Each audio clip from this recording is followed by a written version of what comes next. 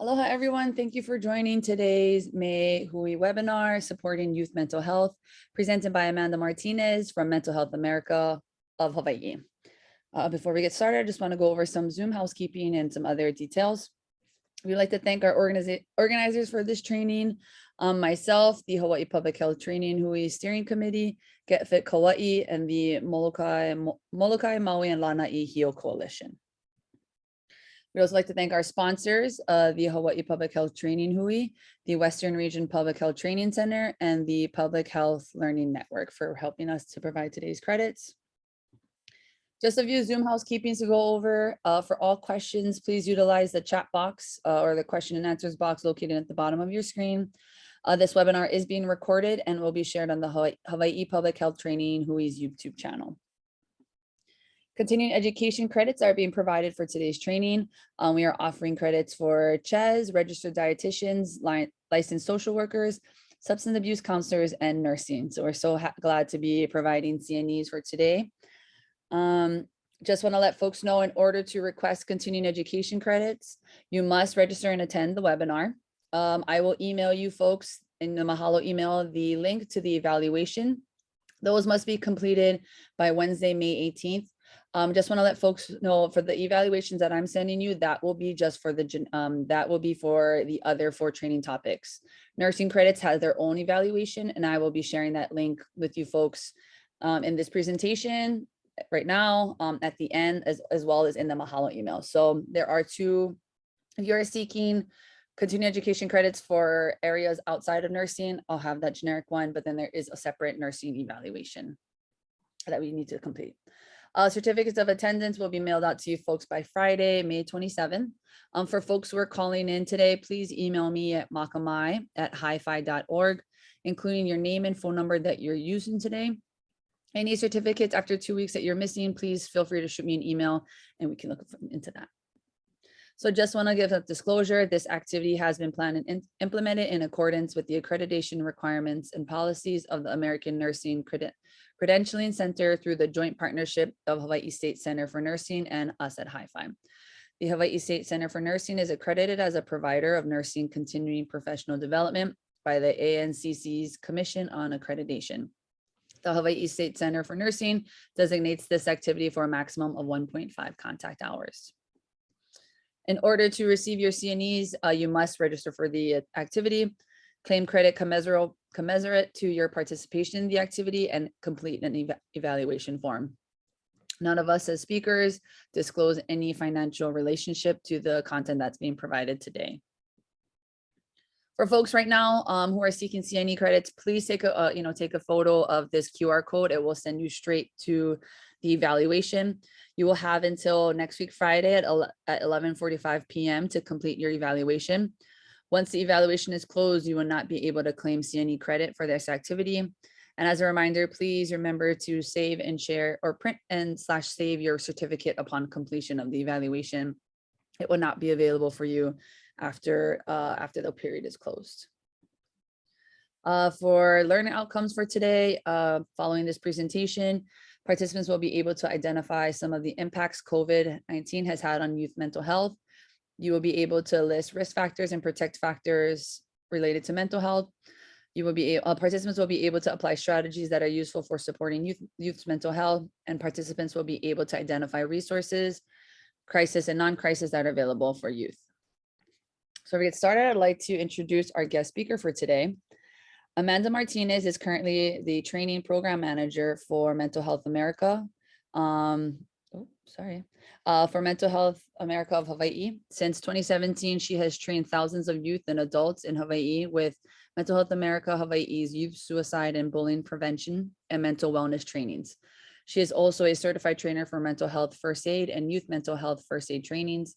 Amanda received her master's in public health degree from the University of Hawaii at Manoa, specializing in social and behavioral health sciences. She is interested in mental health wellness promotion among youth and young adults, especially among sexual and gender minorities. So without further ado, I'd like to hand it over to Amanda.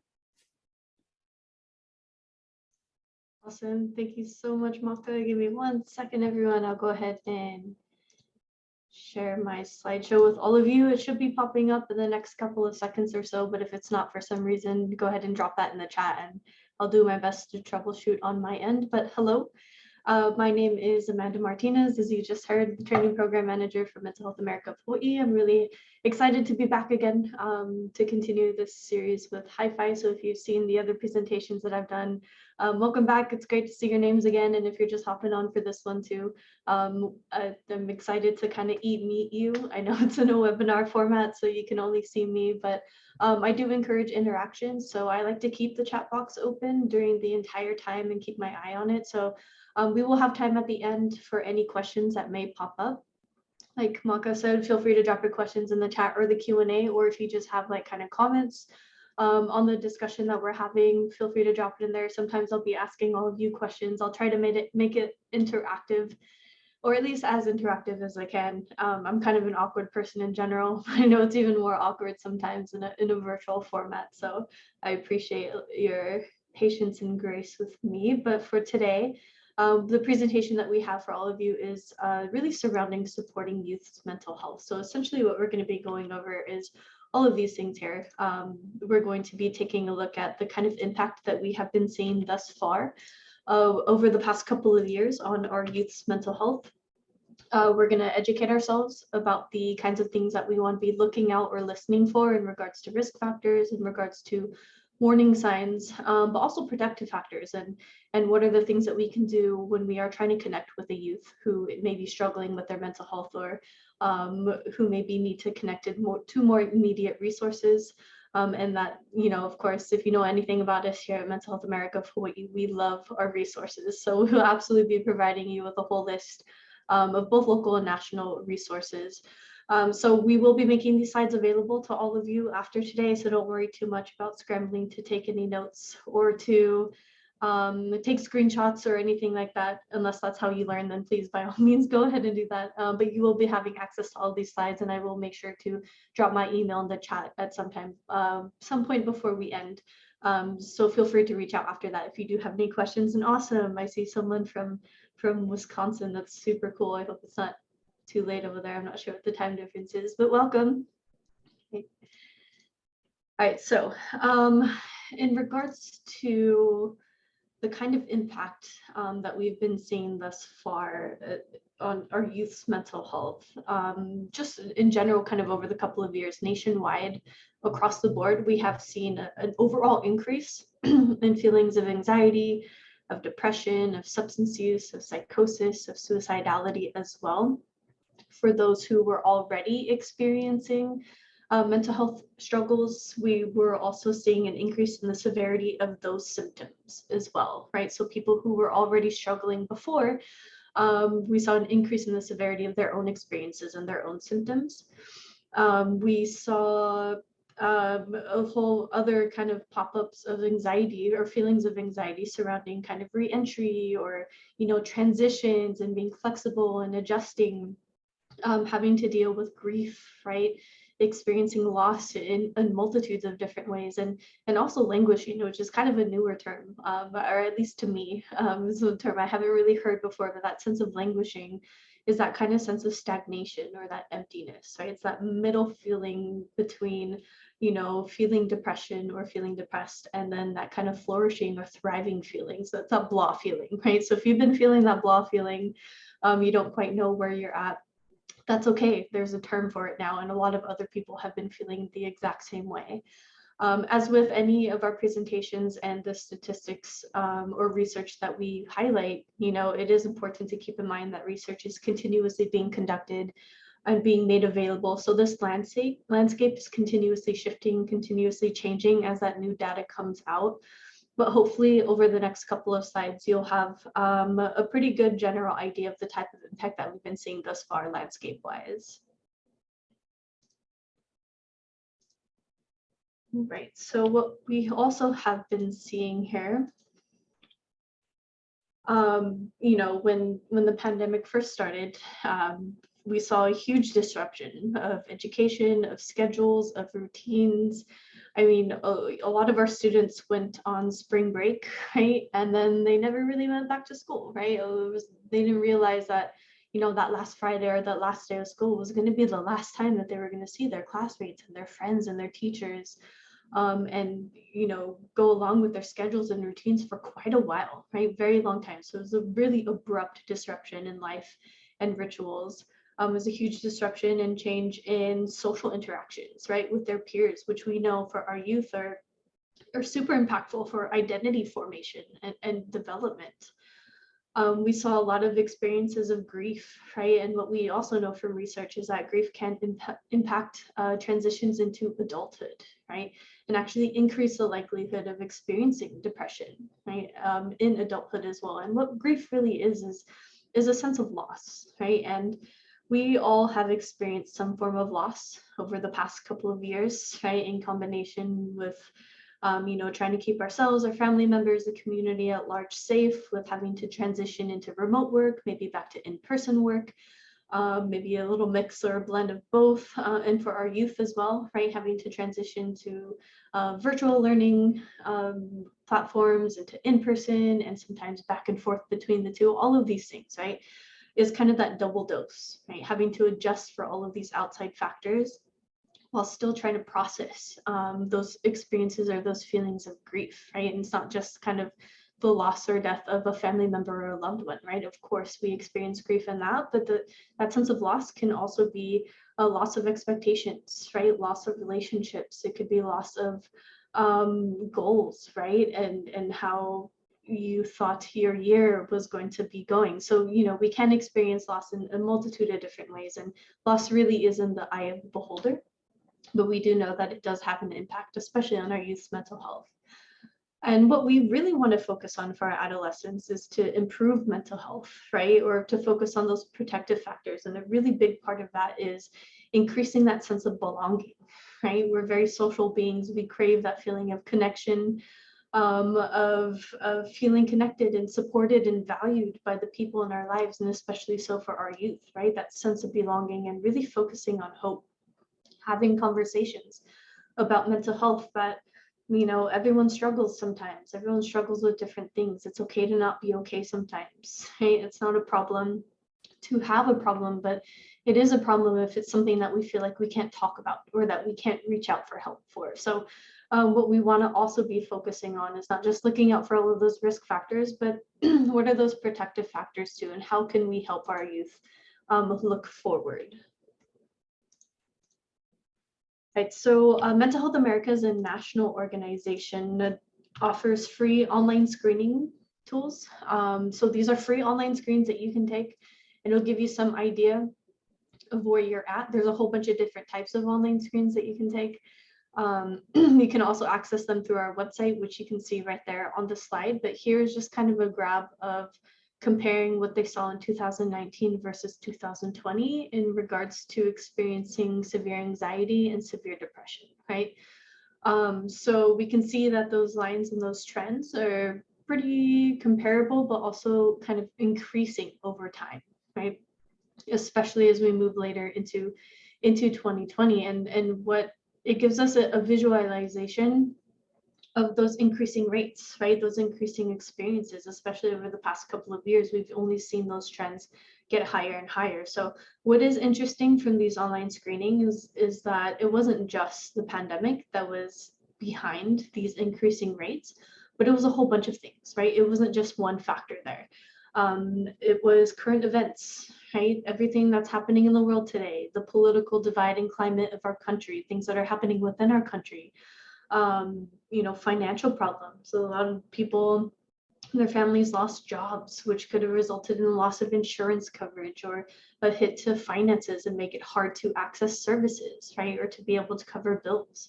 And we saw a big increase in feelings of loneliness and isolation too. So all of these things had an impact on those experiences of depression and anxiety. So that's what I want you to take away from this graph here, is that it wasn't just one factor, right? It wasn't just one thing that was a result in these increasing levels. It's a multitude.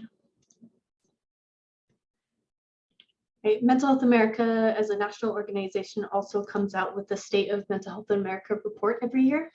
So they are able to analyze a whole bunch of different data to kind of see what is happening in each state. So for our youth here in Hawaii, for their 2021 report, they found that almost 13% experienced at least one major depressive episode. About 4% experienced a substance use disorder.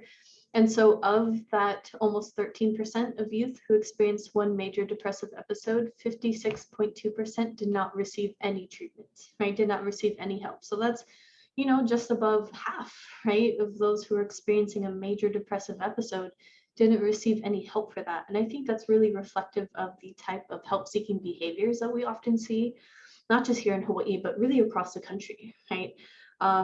There's a lot of barriers that are in place that make it hard for people to access mental health support or mental health services. One of the biggest ones is stigma, right? That unfortunately is still associated with mental health. And what stigma really has the harmful effect of doing is that it silences the discussion. It makes people hesitant to talk about what's happening, what's going on within themselves, and also hesitant to reach out for help, right? And we know there's people out there who care, and there's so many resources that are out there, but stigma kind of makes it hard for people to actually reach out and connect with those. Barriers could also include insurance coverage, right, or finances. It could have to do with geographic location, right? Folks who live maybe in more rural areas make it harder for them to access mental health services or mental health support, right? So we see all these different kinds of barriers, unfortunately, that contribute to that higher statistic. In the United States, it's an average of about 10 years before someone gets help, right, for experiencing a mental health challenge. Like from the time point where they start experiencing signs and symptoms of a mental health challenge to the time point where they actually receive help for that, on average, it's about 10 years, which is a really long time, right? It was kind of shocking for me to hear that statistic at first, and I think it's especially concerning when we think about our youth. If we think of a 13 or 14-year-old who's starting to experience signs or symptoms of anxiety or depression, which we know are two of the most common mental health challenges with our youth, and it's on average 10 years before they get help for that, that's a really long time, right? There's a lot of changes that are happening and transitions that are happening within that time. They're still developing physically, mentally, socially, emotionally. And then, like I said, a lot of transitions and milestones that are happening. So I really do think the more conversations that we can have about mental health, especially with our youth, then the more messages that we can send that encourage help-seeking behaviors. We also keep our eye on rates of suicidality, right? So for here in Hawaii, here's a chart that shows the top causes for fatal injuries. Across the top, we have the different age groups. Along the left-hand side, we have the different rankings. So we can see here that suicide is one of the top causes for fatal injuries, kind of across the board, but especially so for the 16 to about 44 age groups. On a national level, suicide is the second overall leading cause of death for our youth. And anytime I hear statistics like that or I see charts like this, it's quite concerning, right? It may even be pretty alarming to see that suicide is just so high up there. But I always look for little nuggets of hope, right? So one of my professors at UH Manoa, Dr. Janelle Sujimoto Matsuda, would always say, like, where are those nuggets of hope or nuggets of information, right? Where are those opportunities for us to focus our prevention efforts? Where can we step in and help? And we do know that prevention does work, right? If we can think about motor vehicle related accidents, so all of those yellow boxes on this chart specifically, over the past couple of decades, we have seen car accident related deaths decreasing, and that's really a big part of that is really because of the vast amount of prevention efforts that have been put into preventing car accidents, right? So creating safer vehicles, establishing traffic laws like requiring seatbelts, raising awareness about drunk driving or distracted driving. And we've seen those prevention efforts work and have a positive impact. So I really think if we could put that same amount of effort towards suicide prevention, then we would also see a change in these numbers here. There are a lot of really great suicide prevention efforts that are happening here in the state. And if you want to know a little bit more about what those are and what those groups are doing, please feel free to reach out to me. I'd be more than happy to put you into contact with those who are running those task forces. Right, so we also gather some data from our youth themselves. So there is something called the Youth Risk Behavior Survey. It goes out to schools every couple of years In the country, it's mainly given to high school aged youth, but here in Hawaii, we also administer it to middle school age youth. So it's a really big survey. It asks a whole bunch of different types of questions, but they're also really specific questions that capture suicidality and capture some other kind of mental health related questions too. So we can get that anonymous self-reported feedback directly from our youth. So 2019 is the most recent data we have available. I believe they administered the survey in 2021, but of course it takes some time to gather all of that data, analyze it, clean it up, and make it available to the public. But I'm hoping sometime this year we can get an update on these numbers. But from the 2019 survey, what we saw, 1 out of 4 middle school students, 1 out of 6 high school students self-reported having had thoughts of suicide in the previous year, okay, from when that survey was taken. 1 out of 6 middle school students, 1 out of 7 high school students reported making a plan. 1 out of 8 middle school students, 1 out of 10 high school students reported making a previous attempt before, right? So again, looking at statistics like this, especially the ones that are coming directly from our youth, concerning, right? Sending off little alarm bells in our heads, right? Especially those who interact with youth and who work with youth and want to be there to help support our youth. So what I want you to take away from this is that there is still hope, right? That prevention does work. There are opportunities for us to step in and help, and that not everyone who thinks about suicide, not everyone who makes a plan, not even everyone who makes an attempt actually dies by suicide. So what that tells us is that there are a lot of opportunities for that prevention to happen, for us to step in and help. What we also want to be aware of and looking out for are those protective factors. A lot of times when I attend presentations like these, or I'm a part of conversations like these, we're always very aware of what are the risk factors, right? What are the things that are going to put someone at a higher risk or put them in danger down the road? What are we supposed to be looking out for? Which is great, right? We absolutely should be looking out for those things. But sometimes what's missing from the conversation is what are those protective factors, right? What are those things that are also present in our youth's life that help make them more resilient? Okay? And resiliency, our youth are fairly resilient, and they only become more resilient when we make all of these things here stronger.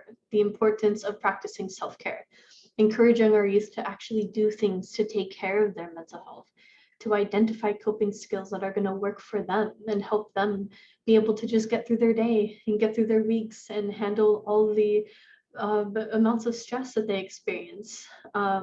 Maybe it's relying on faith and spirituality, whether that's within an organized religion or outside of an organized religion, finding ways to take care of their spirits, having hope and meaning in life, or having goals for the future, finding things to look forward to get excited about, or to work towards and feel accomplished in. Making sure we're covering the basics too, right? Or our youth are covering the basics, I should say.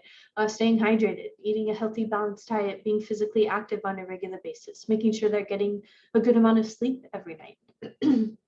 And realizing that there's a lot of different types of access to supports, right? Think about those connections that our youth have with family, with friends, with peers, with supportive adults. So what research has been showing as of late is that making just one of these protective factors stronger is about 3 times more impactful than trying to change just one risk factor, right? And a lot of times these protective factors are things that we have some influence over, right? They're things that we can have some control over, that we can influence, like I was saying, as opposed to maybe a risk factor could be something that we don't have any control over, right? Maybe it's a past event that youth experience, or something that we don't necessarily have the ability or the power to change right then and there. But a lot of these things that we see on the protective factor side are things that we can bolster and that we can make stronger, and they're actually 3 times more impactful. So we definitely want to make sure that we are spending our time and energy not just being aware of what those risk factors are, but also making sure that we're bolstering these protective factors too. And then, so what, right? This might be one of my favorite slides in the whole presentation. Is one of the biggest questions that we often ask ourselves in public health, right? It's like, so what? Now that we've done all of this research, we've established that there are needs in our community, what are we going to do about it, or what can we do about it? So it is important that we educate ourselves, right? And to know what we are supposed to be looking out for is in regards to when a youth may be starting to struggle with their mental health, or even when they may be approaching a crisis. So these are a list of, this is a list of some of the different kinds of warning signs that we want to be aware of if there has been any kind of mood dysregulation for 2 weeks or longer. Now, disclaimer, hey, I am not a mental health professional. So I'm not expecting you all to become mental health professionals with this presentation here. Unless you already are one, then thank you. We love you. We need you in this world. But my background is in public health, not that mental health professional or clinician side of things. But it's kind of creating that common language, right? To be able to talk about mental health and to educate the community on what things may look like. So when we say mood dysregulation for 2 weeks or longer, it's not meant for us to really diagnose, okay? To say that that youth is experiencing depression or that youth is experiencing anxiety, right? That's not our goal for that. That we can use that 2-week mark as a good point to check in with them, right? It's a good indication to us that some time has passed and that youth seems to be struggling still. So it's a great opportunity for us as a supportive adult to do that check-in and to see what maybe is going on, to see if we are able to provide that support, or at least connect them to someone who can provide them with the support and help that they need at that time. Anyone who is experiencing anhedonia, right? So that really just means a kind of loss of interest. So the things that youth really used to love doing, right? Made them happy, brought them joy, satisfaction, made them feel good, just doesn't have that same type of effect. So they stop doing those activities, right? That kind of pulling away from things that they were interested in and not replacing it with other things, right? I think it's pretty typical for youth to explore different activities or to explore different interests. We want to encourage that, right? But if a youth is kind of pulling away and withdrawing from activities and not really exploring other ones, then that might be a good opportunity to check in with them, right? So if there's a youth who really enjoys playing baseball, right? Super into baseball, they've been playing for quite a while, they start, not really feeling it anymore, but then they say, maybe I want to try basketball, right? Okay, awesome.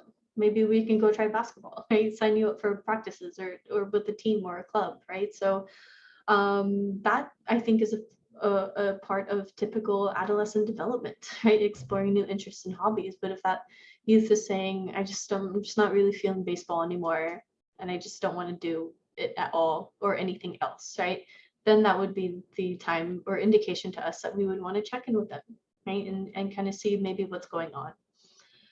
Any kind of expressed suicidality should absolutely be a warning sign for us. Anyone who is talking about suicide, having thoughts about suicide, expressing themselves in different ways, whether it's verbally in conversations, whether it's posting about death, dying, or suicide on their social media, whether it's in written form, right, on homework assignments or in journals or writing letters.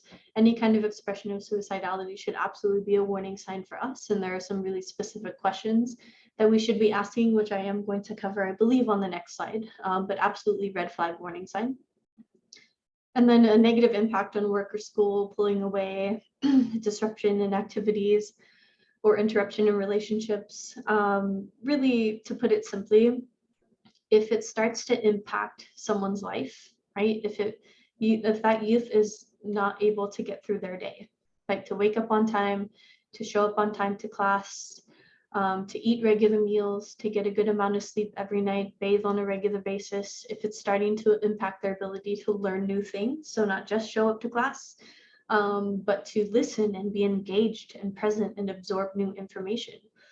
Or is it starting to impact relationships, right? Is it starting to have an effect on friendships or relationships with loved ones? Then again, that's just a really good opportunity to check in with them. So if we are noticing that these signs are appearing for a youth that we may have in our lives, or, maybe even within ourselves, a lot of these kinds of things we see also happening with adults too, right, as causes for concern. Just know that there are a lot of resources that are out there, tons of information that are out there, and people who care and who want to help.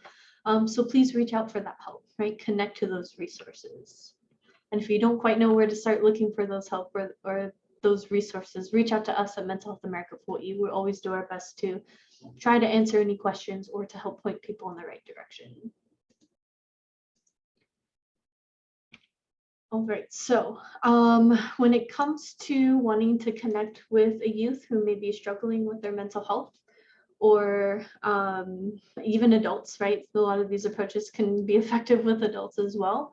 But especially when it comes to our youth, there are approaches that we want to do, right? That are shown to be effective and are recommended. And then there are approaches that are not the best, right? And not as effective. So I'm gonna start with the left-hand side, right? That disconnect side. What we see is minimizing feelings, right?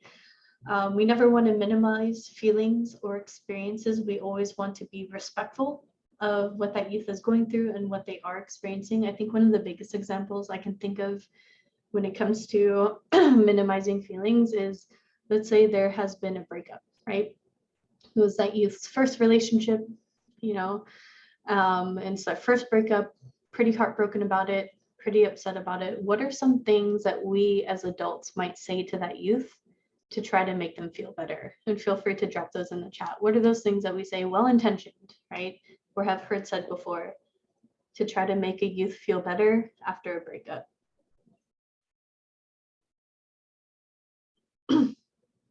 Yeah, exactly. The first couple ones immediately.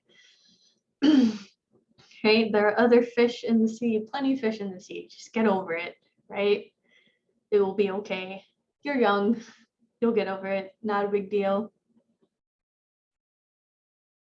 Yeah, exactly. It's just a phase, right? It'll pass. You're young. No biggie. He was ugly anyway. Okay, yeah, right? Just puppy love. Don't worry, you're still young. A new bus comes along every 15 minutes. I don't know if I've actually heard that one, but okay. This too shall pass. Yeah, first of many, everything happens for a reason. Someone better out there for you wasn't meant to be. Okay. Yeah, these sad feelings will pass. You're young, whole life ahead of you.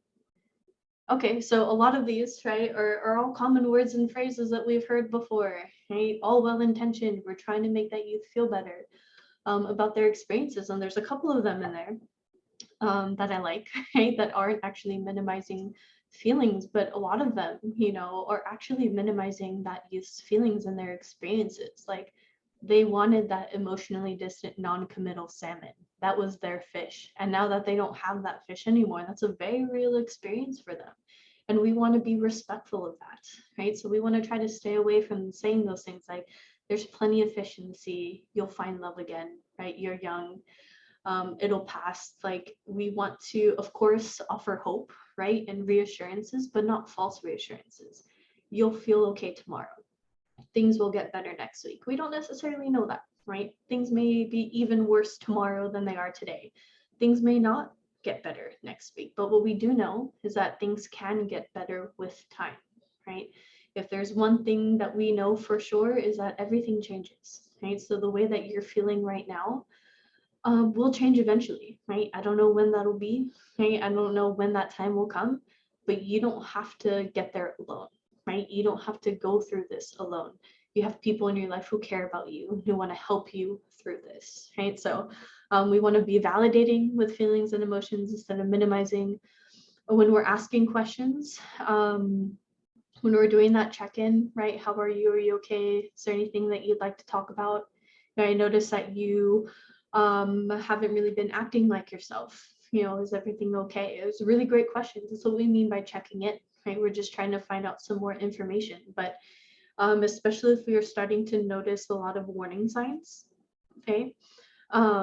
Especially the ones that are express suicidality, right? If we are worried that a youth may be having thoughts of suicide, then we also need to ask directly about those ones too. Okay, are you thinking about suicide? Are you, or could you be thinking of taking your life? It's a common thing we've heard before, that we don't necessarily want to ask direct questions like that we don't want to talk about suicide with our youth because we don't want to put ideas in their heads, okay? And this is not true. There's tons of research out there that shows that by asking direct questions and by talking about suicide in a safe way, you are not putting the thought in someone's head. You are not planting that seed. If we don't ask, then we don't know. And if we don't know, how are we supposed to try to help that person, Now, I will acknowledge that it can be a really hard and uncomfortable question to ask, especially if it's someone that you care about or someone that you're close to. So we have to be really aware of asking that question in a direct way, but also not embedding it or asking it in an implied way, right? Implying answers like, you're not thinking of suicide, are you? Right? Not how we want to ask it. We want to be as calm as we can, as direct as we can. But if you truly feel uncomfortable or unprepared in asking a direct question like that, don't worry, there's even resources and people who can help in moments like that. Like you can go to a mental health professional, you could go to a school counselor, you can go to a doctor, right? You can go to another person, another supportive adult in that youth life and say, you know, I'm really worried about this youth and I don't quite know how to ask this question. Can you help me? That's absolutely an okay thing to do, right? All of these things, I'm not telling you to try to burden you, to try to make it seem like it's all on your shoulders to save someone's life. So it's okay to reach out for help, even when you're trying to help support another person. And absolutely. So when you're asking that question, all you have to do or ask is say, are you thinking of suicide? Or are you, or could you be thinking of taking your life? Right? Super direct, really simple, just like that. If you haven't asked a question like that before, I encourage you to practice, not like role play, right, with your colleagues or with a friend or anything like that, but just practice saying those words out loud, whether it's to yourself in a mirror or maybe when you're on your drive to work, right? Just saying those words and asking a question like that. That way, if you do ever have to ask a question like that, it won't be the first time that you've ever said those words out loud.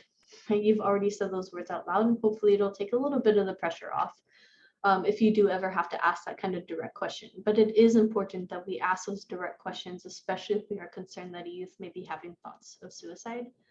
We never want to keep it a secret either. This is a really big one that I stress when I have these conversations with our youth as well, in our youth suicide and bullying prevention training, is that this is not the kind of secret that we should keep, right? So if we have a youth come to you and they start opening up about their mental health, or especially if they're opening up about thoughts of suicide, but they say, don't tell anyone else, right? Don't tell my parents, or don't tell the school counselor, or don't tell my friends, right? Just keep it between us. And I understand wanting to be respectful of that friendship or that connection that you have with that youth. But when it comes to this, it's just not the kind of secret that we should keep. Many times, especially if you work and interact with youth in a professional sense, those roles are considered mandated reporters, right? So you are legally obligated to report if a youth is in danger of hurting themselves or hurting other people. But I think it's just really great practice, right? That this is not the kind of secret that we should keep. The way that I look at it is, I would rather have my friend or loved one be angry and upset with me and alive or okay and getting the help that they need, than to have something possibly happen to them and for me to look back and think, why didn't I say something when I could have? Or why didn't I try to help when I had that opportunity to?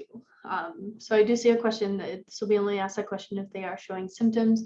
If you suspect, right, or if you are concerned that that youth may be having thoughts of suicide, then absolutely we should be asking that question. If it's more kind of causes of concern, right, like the other kinds of warning signs that we saw, that youth is not quite acting like themselves, seems to be losing interest in different activities, or kind of pulling away, isolating, changes in patterns or behaviors, then we definitely want to check in with them. But it's not like you're going to run up to them immediately and ask them if they're having thoughts of suicide, right? It's kind of more of a process. It's going to be a part of that check-in. The more questions you ask, the more information you find, the more concerned you become, then yes, absolutely make sure you ask that question there. We also have to make sure that we don't make it about us, right? Or overshare from ourselves, right? So sometimes when we want to try to connect with the youth, we'll bring up past experiences of our own, right? Like, I went through a breakup, I went through something similar. Like, this is how I felt, this is how I got through it, maybe that can help you, right? And we use it as a way to try to connect, right? But really, ultimately, when it comes down to it, it is about them, not about us. So we do have to check ourselves sometimes. There's kind of that fine line between offering that help and that support, providing information, and then just freely giving away advice, right? Unsolicited advice. So unless someone is asking for our opinion or asking what we would do if we were in a similar situation than them. We have to do our best to make sure that we're not just sharing stories, right, of our own past experiences, unless that youth wants us to. And we can ask them, I've gone through something kind of similar. If you want to hear about it, like, I'd be happy to tell you, just let me know. Right? I do see a question too, is how do you approach someone who talks to themselves and says they're hearing voices? So someone who may be experiencing psychosis, there are ways that you can try to connect and support them at that time. I think it's a little bit beyond the scope of this presentation, unfortunately. But there are resources out there and information that you can connect with.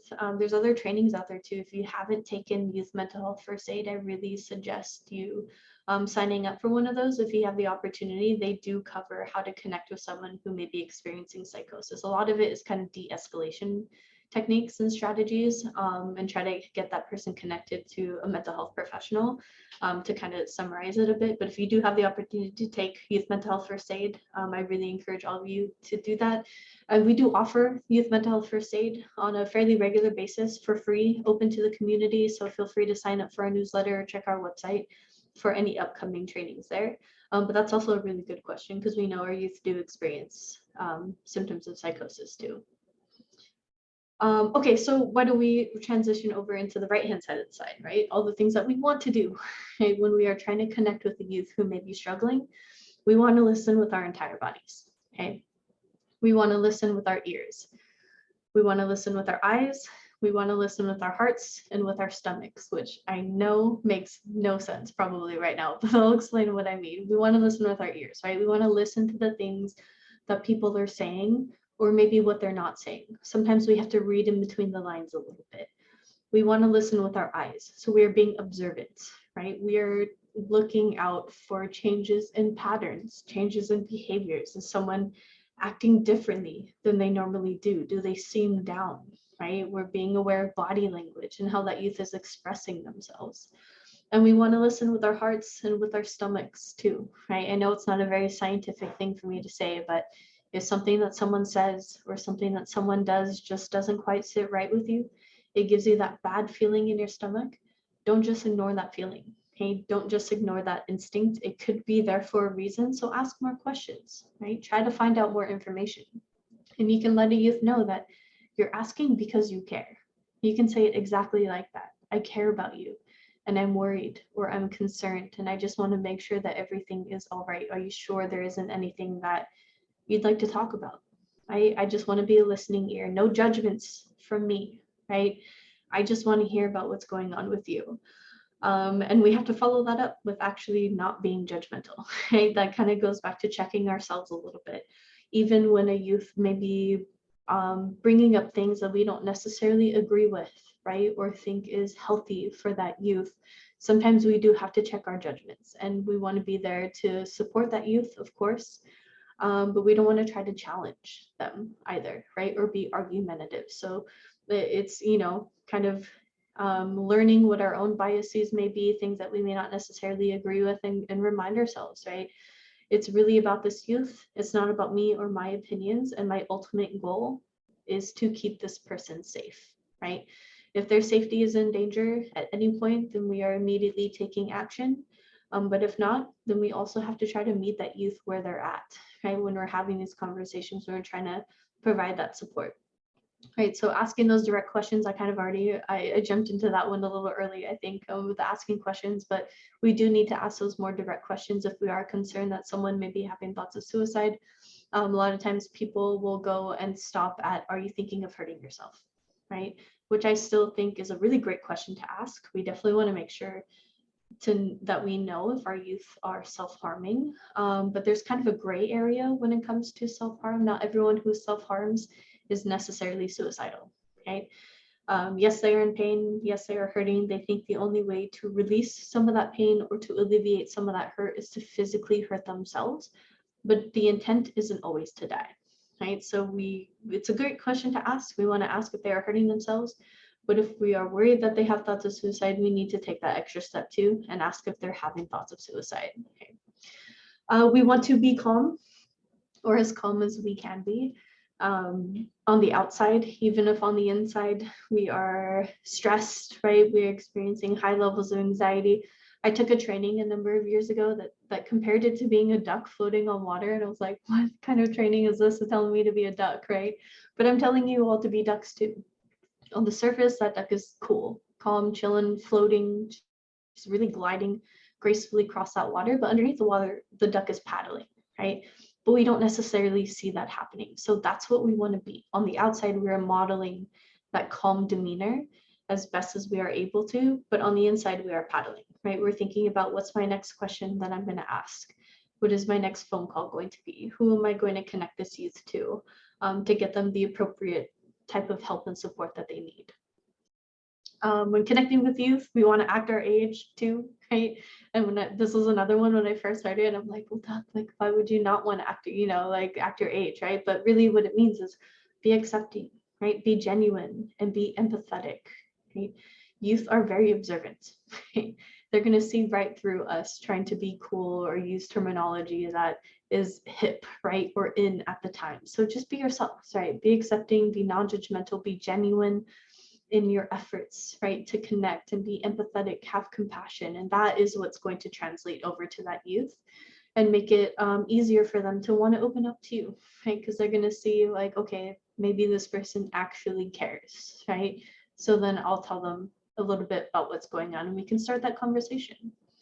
Using I statements is also really helpful to guide that conversation or to guide that check-in.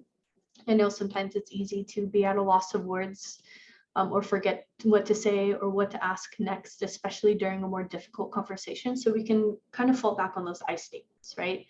I noticed that you haven't really been yourself lately, right? I noticed that you haven't been hanging out with your friends as much, right? You haven't really been showing up to practice on time, that you've been late to school, right? A little more than usual. So using these I statements, what we're doing is stating our observations, right? We're letting the youth know that I see you and I care about you.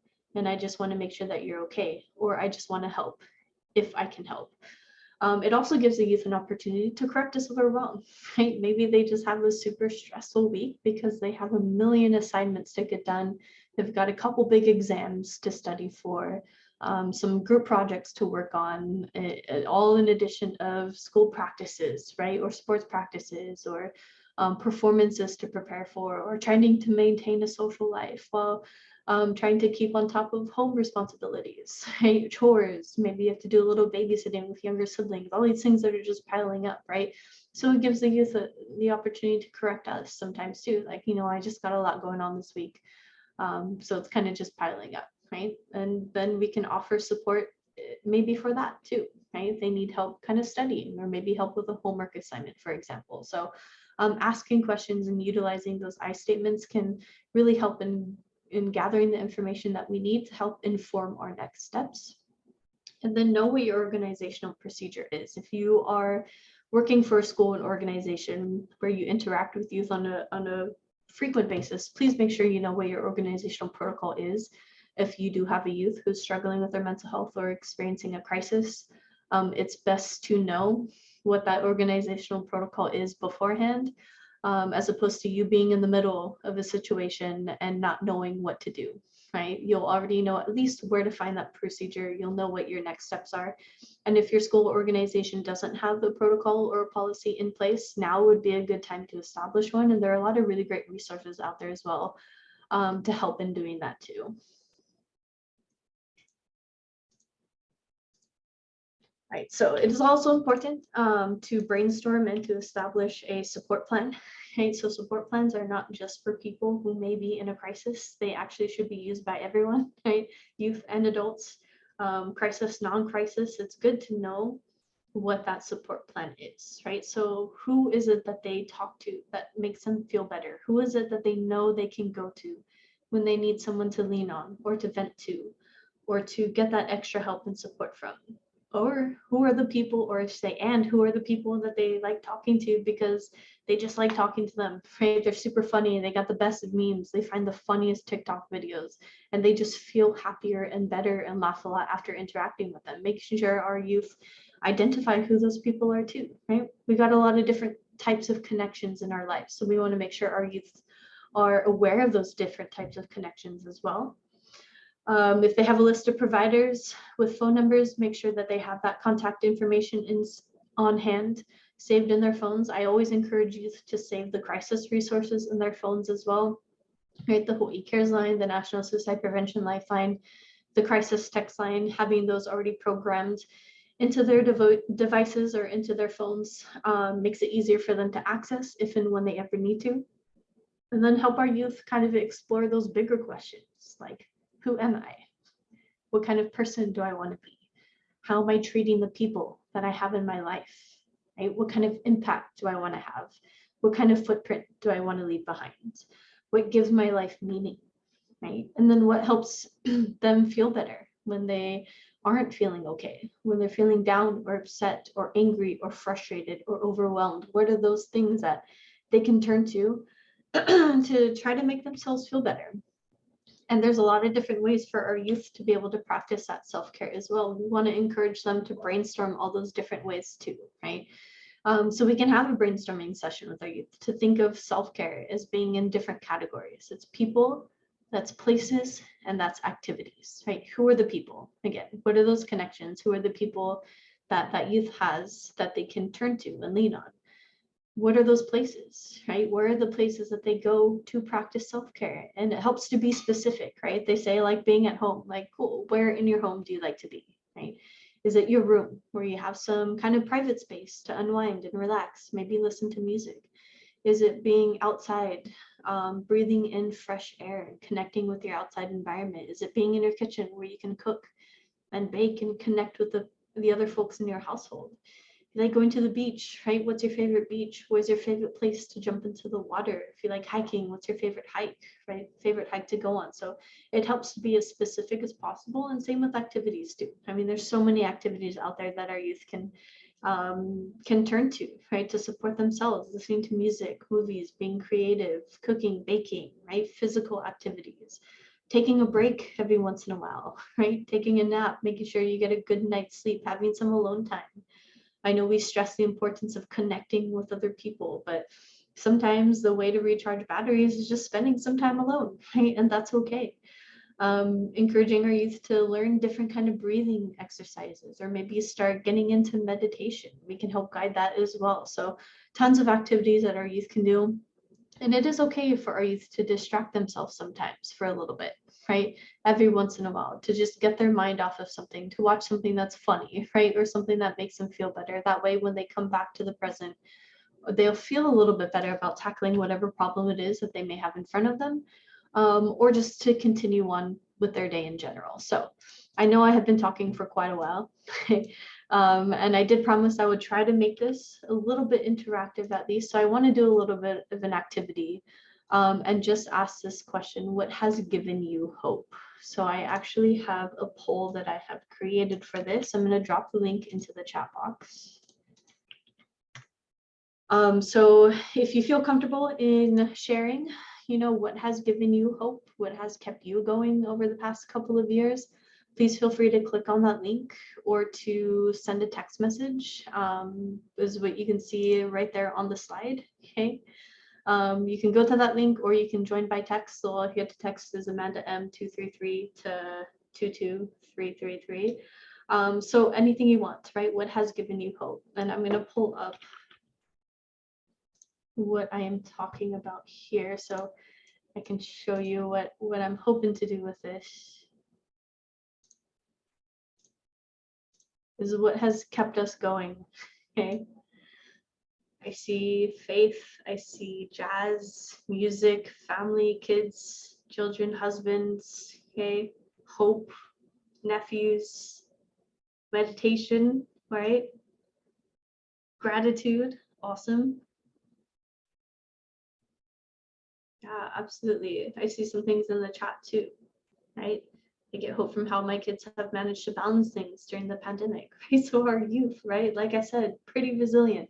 But there are things that even they can teach us sometimes, and that we can get inspired from. Faith in God, family, friends, kids. Like, look at all of these things. These are all of your responses. These are the things that are giving you hope, right?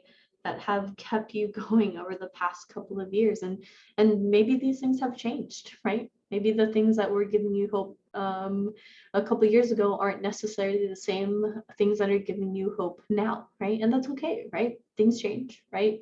Life changes, we support ourselves in different ways, but look at all of these things, right? These are all the things that we want to hold on to and that we want to keep putting our time and energy in and keep pushing forward. The only way we have gotten to today is because we have done so together. And the only way we are going to continue pushing forward is if we do so together as well, right? So I see a couple of the biggest ones on here. It has to do with connections, family, friends, right? Faith, spirituality, absolutely all these things. So thank you for that word cloud. I'll keep it open if you want to keep adding to it. I will also make sure I save this. I'll take a screenshot of it. I'll send it over to Maka, and she can make it a part of that follow-up email. So you can just have this to take with you as well, right? These are all the things that we want to hold on to help us keep pushing forward. Kind of transitioning from that, right? Taking care of yourselves is a really big part of taking care of other people. So I know the past couple of presentations that we've had have been pretty focused on the importance of self-care. So if you haven't seen those, if you weren't present or you haven't watched the recordings, I encourage you to go watch them. So there's a lot of different ways to practice that self-care, but make sure that you're making the time for it, even if that's only 5 minutes out of your day, you know, a couple times a day. If you do so on a regular basis, then that is you investing in yourselves. Okay, that is you investing in your mental health. You can't pour from empty cups, so find what fills up your cups, and that's going to put you in a better position to show up for other people. Just to kind of maybe highlight a couple of these that we see here, the importance of practicing self-care is staying present focused, right? Focusing on the moment, the things that we have control over. A lot of times people who maybe struggle with anxiety have a hard time staying in the moment, right? I definitely struggle with anxiety, and I do definitely struggle to stay present focused at times. Whether it's because we're stuck thinking about the past, right? Ruminating over things and how it's still affecting us. Or maybe we're stuck thinking and worrying about the future, right? And things that we can't predict or can't control. So if we're spending time stuck in the past or stuck worrying about the future, then we're spending time and energy on things that can't be changed or, you know, that we don't have any control over. So we can try to plan ahead to the best of our ability, right? But no one can tell the future. No one can predict the future to be able to do that 100%. But if it helps to plan ahead a little bit, but also keep in mind that we can be flexible and help ease some of that anxiety. But being present focused can kind of help, right? Just being grounded, being in the moment, and help you kind of push through your day or continue getting through your week. Practicing radical acceptance, hey, it sounds really simple, hey, and the explanation of it is kind of simple as well, is if I can change something, I'll change it. If I can't change it, then I need to do my best to accept that it is unchangeable and try to move forward, right? Or try to move on. When we're holding on to thoughts of unfairness, right? You know, it's not fair that these things are happening, right? Or how could this happen, right? And we don't quite understand it. You know, it's keeping us in that stuck place, right? It makes it hard to keep moving forward or to keep pushing forward, or even to just start processing. So we have to do our best to radically accept that there are sometimes people and things that happen in this world that we have absolutely no control over. And I do want to note that acceptance is not agreement, right? Accepting that something painful happened and moving forward is not the same thing as saying it's okay that that painful thing happens, right? But rather that I am putting my time and energy in healing from it and trying to move forward as opposed to really focusing on it and ruminating on it. And this takes practice. Sometimes it's a daily practice, but it's absolutely possible, right, to put our energy towards that forward movement. And sometimes it takes the help of a mental health professional. So if you feel like this is an area of your life where you need to work on a little bit, but you're not quite sure how to start or where to do that, connect with a mental health professional. They can absolutely help guide you in that. If you have or need any kind of support around experiences of loss, right? If you are currently grieving, or, you know, have been on that journey, on that grief journey, please reach out for help and find support in that in the best way that you are able to. We've all experienced loss in different ways over the past couple of years. So make sure that we ourselves are finding support around that. We want to focus on creating balance in our day, right? Balancing all of the things that we are juggling with all the many hats that we are wearing. Add in humor and novelty, right? It's okay to get lost in TikTok for a little while.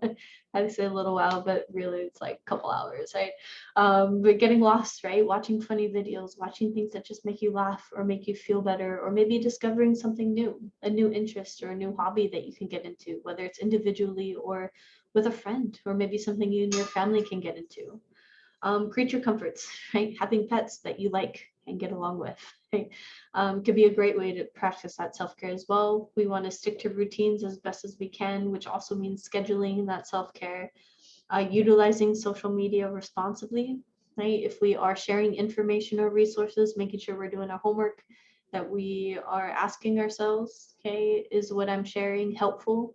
Or is it going to be beneficial to the people who are seeing it? If that answer is no, or maybe, or I'm not sure, it may be best to not pass that information along. And spend time in nature, right? Get outside, breathe in that fresh air, connect with your outside environment. It does wonders in boosting your mental health. All right, so for skills learning and sharing, I'm not going to spend too much time on this because we had a pretty interactive presentation, the last one called the Practice and Coping Skills, where we dove pretty deep into all of these, or both of these and more, right? But there are specific coping skills out there that we can utilize in our day to help us deal with increasing levels of stress and anxiety, but there are also skills that we can help our youth learn as well, right? Teaching diaphragmatic breathing techniques, right?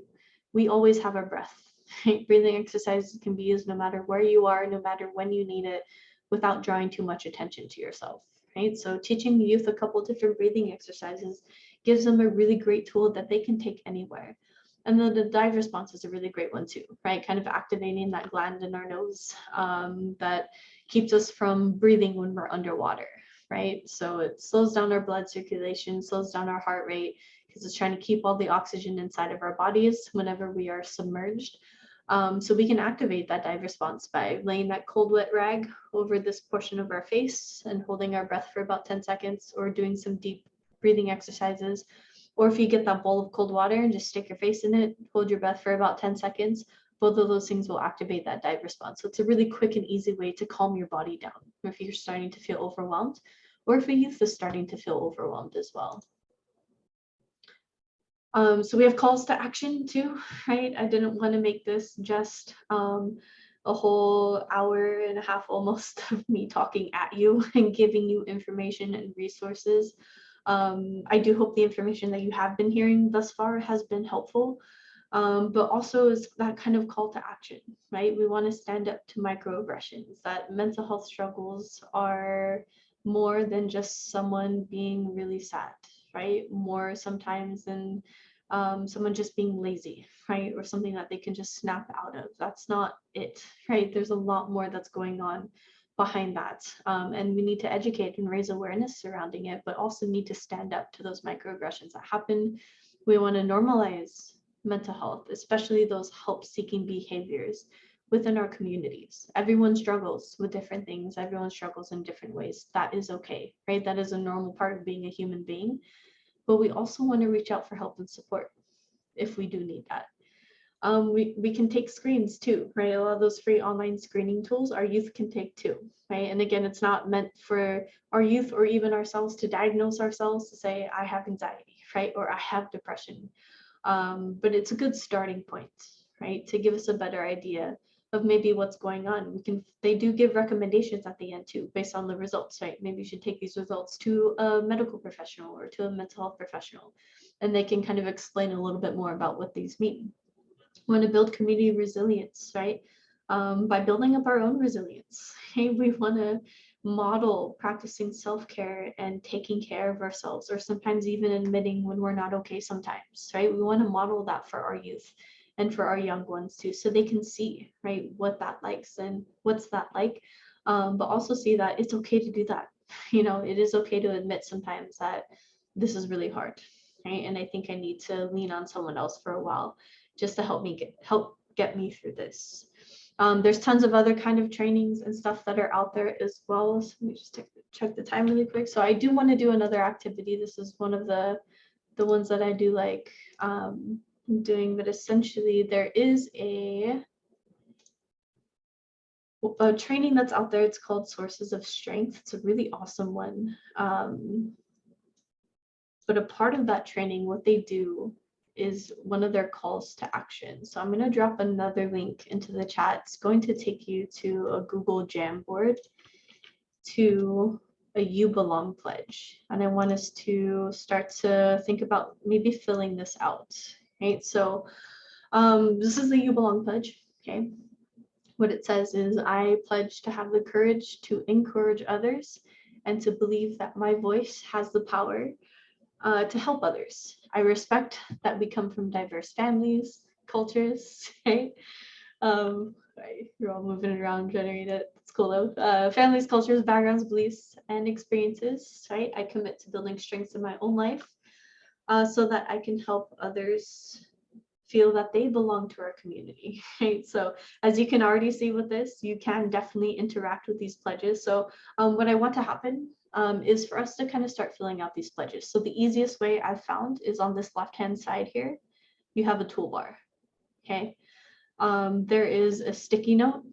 If you click on it, you can pick whatever color you like, but I want you to make a pledge, right? Moving forward, how do you pledge to support youth, right? Support a youth's mental health that you have in your life, whether it's in a professional capacity or in a personal capacity, right? So I pledge to be there for you, for example. You can save it, right? You can add as many as you want. You could drag it around. So don't worry too much about like dragging the actual pledges on there. If you want to try writing, you can absolutely do that. But there's also a bunch of pages on here. So on the top, if you scroll to the right, and you want to maybe find a blank one, please feel free to do that. If you want to add to the first one, that's totally fine too. And I'll just give you a couple minutes maybe to start filling out these pledges. And this is also something I will make sure I save. I will leave open for you, but I will make sure I save it so Maka can send a screenshot of these too as well. I'm loving the ones I'm seeing so far, at least on this first page here. You can, like I said, scroll to the other changes or the other pages too. Sticky note seems to be the easiest way to add your pledges. I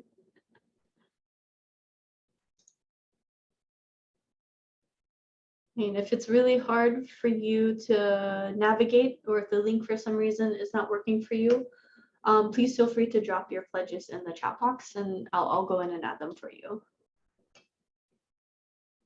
I'm loving the pledges that I'm seeing so far. Everyone wants to add on first page, it looks like. Okay, so sorry, it says some people can't get in. So luckily I did create a couple of other ones. So I'll just drop all of the links in there and then hopefully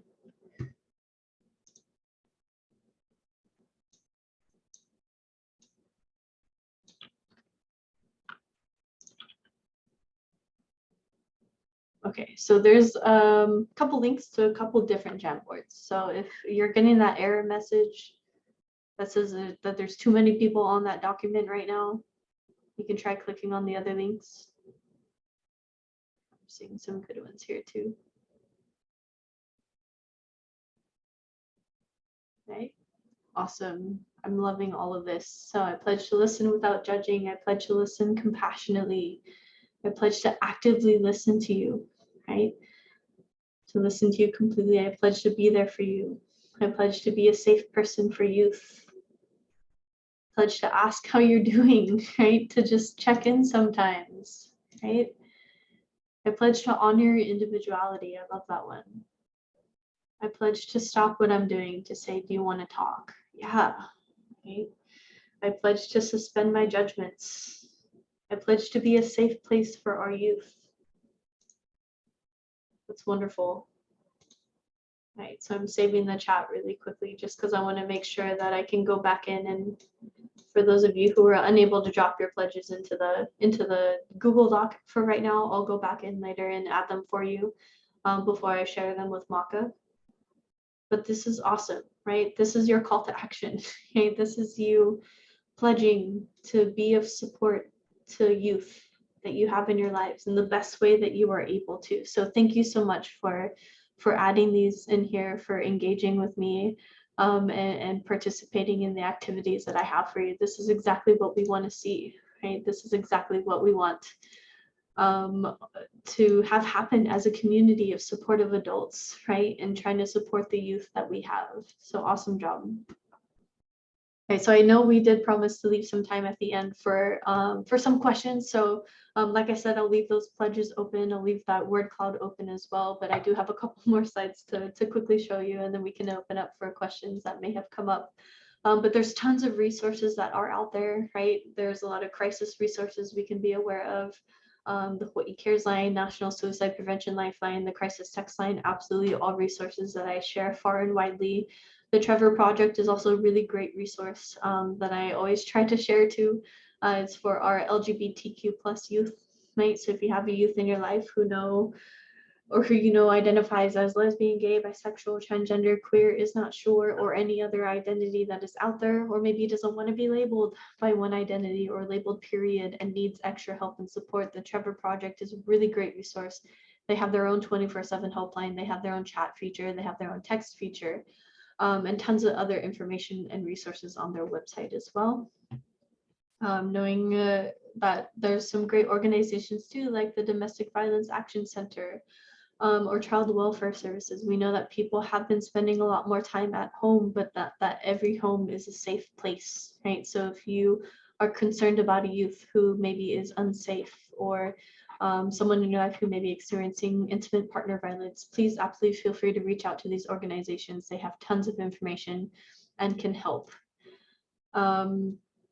Yeah, so all of these, right? Trans Lifeline is also a really good one. So like I said, we will make these slides available to you, and it's going to have all of these resources on it. But if you're looking for other kinds of resources or mental health services or programs, please feel free to reach out to us as well. I think our contact may be on the next slide, but there are also really great free apps out there that you can download to help support your own mental health, or help support the mental health of a youth that you may have. You know, our devices are pretty ingrained in our lives. They're great tools that we can utilize to help support our own health. So we've got things like COVID Coach.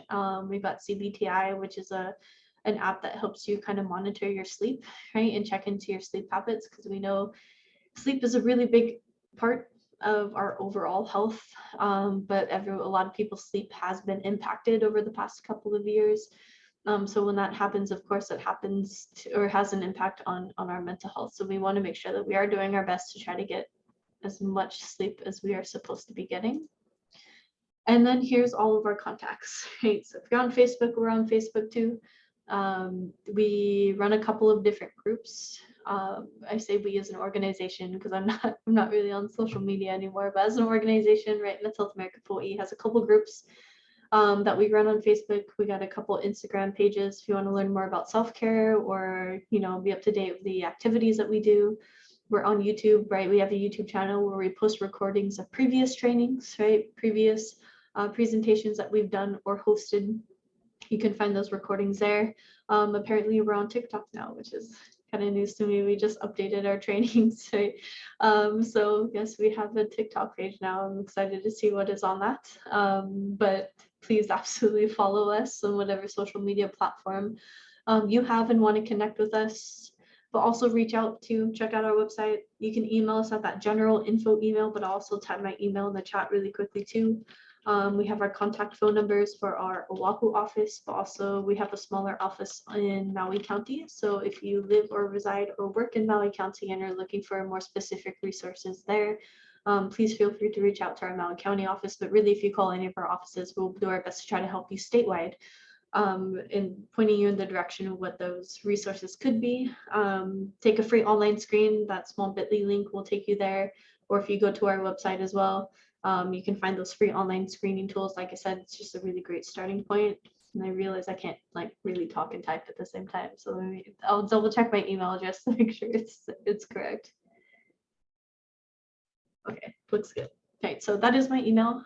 If you have any questions about this presentation that pop up later today, please feel free to reach out. If you are looking for more specific types of resources or research that is available, please feel free to reach out. I will do my best to help point you in the right direction or to answer those questions. And I think it's a good time to pass it back maybe to Maka to open up to any questions that may have popped up.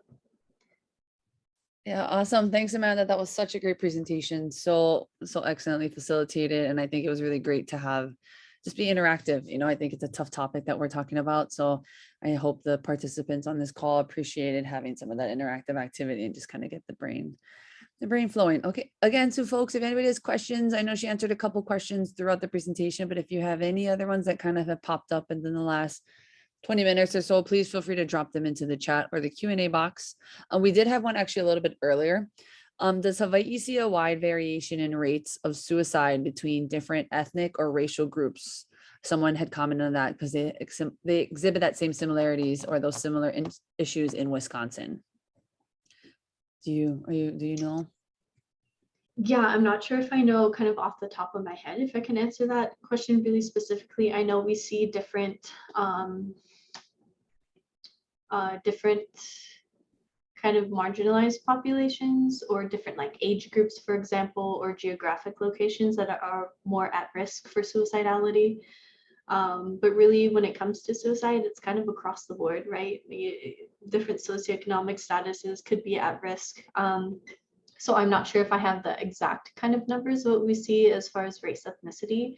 It could be there. I know the Department of Health really is the one that collects a lot of that info, but I'm not sure how much they aggregate it or dive deep into what those differences are. Yeah. I get that. We had a question in the chat, and if open to how much you want to share about yourself, Amanda, but people are praising you for such a great presentation. And I want to ask, what's your background as your experience, as a speaker? You have a wealth of knowledge. If you're interested in like sharing, kind of a little bit your story and how you've gotten to where you are today and your interest in mental health. Yeah, thank you. Thank you for your kind words and comments in the chat. So yeah, my journey to where I have gotten today has been kind of a longer one, I feel like, and kind of all over the place at times too. But mental health was always something that I've always been really interested in, and kind of passionate about.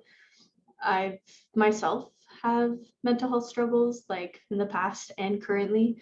And I've had several friends as well have mental health struggles as well, from like serious mental illness to thoughts of suicide.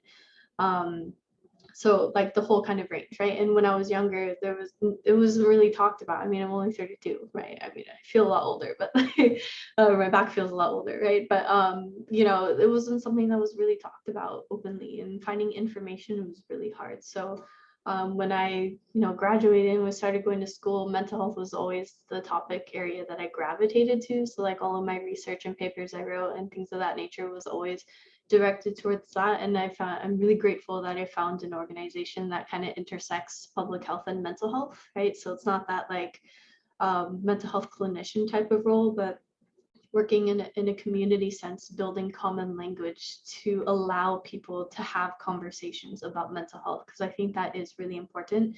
If we can provide our youth with the language to talk about things, then they're going to talk about it, right? And empower themselves and educate themselves and help support each other too. So like I said, it's been kind of a journey, but it's always something I've been very passionate about in my personal life, but also in my professional life as well. And I am glad that it seems like I have a lot of knowledge. I've taken a lot of trainings and I've done a lot to kind of educate my own self.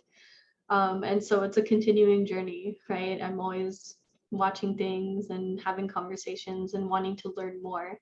But yeah, so that's kind of like a summary of Awesome. Awesome. Thanks, Amanda. Got a couple more questions. Do you have any resources for the elementary age group, student ages? Yeah. So for the elementary ages, we do have a training that we have offered before. It's called Keiki Self-Care. So if you go to our YouTube channel, you should be able to find a recording on it. But it's essentially kind of how to practice self-care with little ones, right? So how to learn like different kind of breathing exercises, starting little meditation exercises. There's different activities, like coloring pages that you can download from our website as well to identify like emotions, and then what makes you feel better. So as far as like mental wellness type of resources, I know I can direct you in that sense. But as far as like a elementary age young one is experiencing mental health challenges themselves or experiencing a crisis, I would still reach out to those mental health professionals, whether it is a school counselor within the school systems. The social and behavioral health specialist would be a really great person to reach out to. Or you can go to your general practitioner, right? Just your medical doctor and say, hey, you know, do you have like a referral that you can give us to a mental health professional? Those would be my recommendations for the younger ones. But if you're looking for those wellness activities or information, check out our website or email me and I can send those your way. Great, thank you. We had a question come in. Do you see this increase in mental health as a direct relationship with an increase in people being judgmental towards each other? Ooh, loaded question. Yeah, can you read it one more time? Yeah. Do you see as this increase in mental health as a direct relationship with an increase in people being more judgmental towards one another? Is there some correlation that you've seen? Yeah, I mean, I don't know if I can speak to that like on a on like a research based answer or like coming from a research based place, but I mean, just like kind of anecdotally and what we see has been happening like in our world today, in our country today, and what has been happening for a long time as well. We know that some people still discriminate, right? Or still judge others when things are different from what they know, right? Or that they are not used to, or they're maybe ignorant about. And we know that when people are like bullying others or discriminating against others, of course, that's going to have an impact on someone's mental health, right? Over time, it's going to have an impact on their self-esteem. It's going to have an impact on their ability to feel like they can be themselves, right? Or they can live a full and thriving life for whatever that may be, right? So I think I mentioned earlier that there is a lot of stigma that's still associated with mental health, right? But people think it's just something inherently wrong with that person or something that they can just snap out of. Like, why can't they just handle it, right? And get over it on their own? And it is a lot more than that. So I think if we have more grace, right, and understanding and compassion for other people, then it's going to help kind of moving away from that judgmental place if you are in that. Yeah, I'm not sure if I actually answered that question. I'm so sorry. That's great. I think that's a great answer. We have one more because I know it's kind of running up to the end of our training, but you mentioned previously that you've taken mental health first aid for youth training. Is this a free training? Can anyone take it? Do you have any like resources that or where folks can sign up to attend that training? Yeah, definitely. So the youth mental health first aid and the mental health first aid program is an international program. Actually, originally started in Australia, came to the United States, I think around in 2008. But we do offer both of those trainings here in Hawaii. Mental Health America of Hawaii is one of the organizations that offer them. So if you go to our website and you go to our Get Connected page, you can see where we post online training. So pretty much all, like 99.9% of our presentations we do at no cost, open to the community. So if you see that we are offering an upcoming youth mental health first aid or adult mental health first aid training, you can absolutely sign up with us. But I know that it is kind of a national training, so I would check in with other kind of nonprofits or organizations. If you go to the mental health first aid website, you can look and see which presentations are being offered in your area. A lot of them have moved into virtual settings as well, so you may be able to kind of hop on one, maybe on another state if they're doing that virtual type of platform. But absolutely, there are opportunities to take that. And if it's through our organization, we would absolutely love to have you, but there are opportunities across the country too. Sorry, one more question and then we'll wrap it up. Someone had dropped into the chat. In your experience, has decreased self-esteem, depression, etc., increased with the increase of social media platforms? You know, and if so, like how we as those participating in the call combat this? I think the short answer is yes. Right. When it comes to social media, it's just such a big thing, right? And we hear some good things about social media, right? There's some benefits of social media, but there's also some pretty negative things about social media as well. And I don't think social media is something that we can necessarily control, right? Or control our youth's use of them. But we can encourage our youth to utilize social media in healthier ways, right?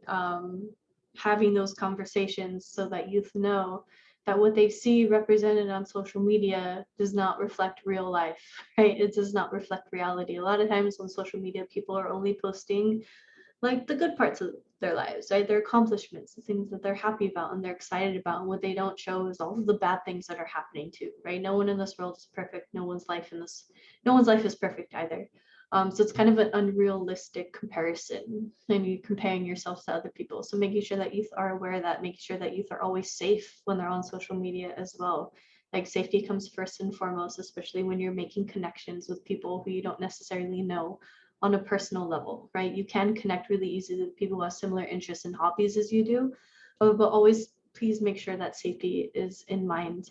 And what we have seen too is that there has been a push by social media platforms in suicide prevention too. So there are ways for you to report someone who you think may be in a crisis or having thoughts of suicide, and it works differently across all platforms, but really what that platform does is it connects with that person and tells the National Suicide Prevention Lifeline. So it tries to like, here's this resource, right, for you to connect to if you are struggling. So we like I said, there's some good things, there's some bad things about social media. I think that's one of those things we could spend probably all day talking about. But I think if we encourage healthy behaviors and healthy habits on social media, then it could have positive impacts, right? For our youth to be able to connect with each other and to learn more things and maybe even be advocates themselves.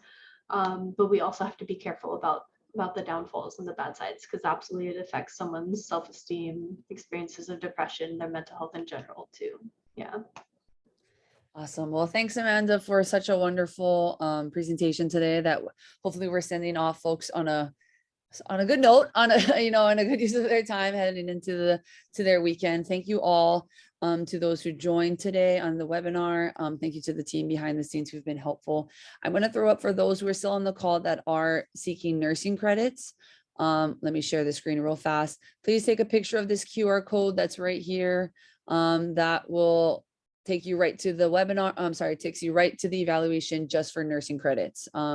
So please take a picture. Again, I will also be sharing this link in the Mahalo email, but if folks have their phones on them available right now, please take a photo of this QR code.